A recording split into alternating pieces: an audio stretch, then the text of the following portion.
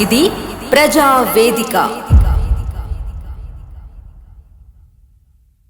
Congress party ఇచ్చిన హామీ నెరవేర్చలే. రైతు భరోసా మీద గానీ, రుణమాఫీ మీద గానీ, ఇవాళ బోనస్ విషయంలో గానీ 2,500 రూపాయలు మహిళలకు ఇస్తున్నారు, తులం బంగారం ఇస్తున్నారు, స్కూటీలు ఇస్తున్నారు, నోటిఫికేషన్ ఇస్తున్నారు, ఆసరా పెన్షన్స్ ఇస్తున్నారు, రేషన్ కార్డు ఇస్తున్నారు. ఇవి ఇవ్వకుండా ఈ అన్ని దృష్టి మరించడానికి హైడ్రా స్టార్టేషన్. హైడ్రా పెద్దోళ్ళని కొట్టడానికి మేము వ్యతిరేకం కానే కాదు, పేదలకు కొట్టే ముందు ఆలోచన. టీవీ చూస్తుంటే ఏడుతూ ఒక్కొక్కరు వచ్చి పేదలు కిరాయికున్నోని కనీసం నోటీస్ ఇవ్వకుండా, కిరాయికున్నోళ్ళు ఈ షాప్ లో సామాన్ ఉంటే అర్ధరాత్రి వచ్చి జేసీబీలో పోతుండే ఏడుతున్నారు. నేను పెట్టలు పట్టుకున్నారు. నేను కిరాయిని ఏం పాపం చేసిన కిరాయిని ఏడుస్తాడు, ఇల్లు చేస్తాడు. నువ్వు చెప్పేసారి ఖాళీ ఏమని చెప్పు, ఖాళీ చేస్తాడు. ఖాళీ చేసుకునే అవకాశం పొట్ట కూటి కోసం వ్యాపారం చేసుకుంటే అర్ధరాత్రి వచ్చి కిరాయిలను ఇలా జేసీబీలో పోతే ఇదెక్కడ హైడ్రా మీద మంచి విశ్వాసం పోతుంది. ఇలా ప్రభుత్వం వ్యవహారాల వల్ల మొన్నటి వరకు హైడ్రా సపోర్ట్ చేసే వాళ్ళు కూడా వ్యతిరేకించే పరిస్థితి ప్రభుత్వమే కొన్ని తీసుకునేది.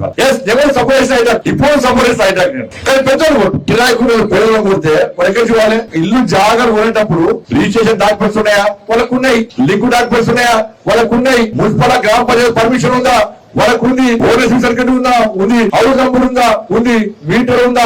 ఉంది. కరెంటు ఉందా? ఉంది. ట్యాప్ కనెక్షన్ అన్ని ఉన్నాయి. బిల్లు కడుతున్నారు. ప్రభుత్వం తీసుకుంటున్నారు. పర్మిషన్ ఇచ్చిన ఏం చేయను. పెద్ద పెద్ద బిల్లు వెళ్ళిపోరు. ఒక్కరి ఊడబట్టి మొత్తం సినిమా చూపడుతున్నావు. పేదలకు కొట్టే పరిస్థితి వచ్చింది వాళ్ళ. కాబట్టి హైడ్రా పేరు చెప్పి రుణమాఫీ గురించి మాట్లాడే పరిస్థితి లేదు. వాళ్ళ చర్చ లేదు. వాళ్ళ పేపర్ రాస్తారు, టీవీ చూపెడతారు. రుణమాఫీ వేది, రైతు భరోసా వేది, అన్ని పడాయి. వాళ్ళ 6 గ్యారెంటీల మీద ప్రజల దృష్టి మళ్లించడానికి హైడ్రా పేరుతో రాష్ట్ర ప్రభుత్వం డ్రామా ఆడుతున్నది. ఈ విషయంలో తెలంగాణ రాష్ట్ర సమాజం ఆలోచించాలి.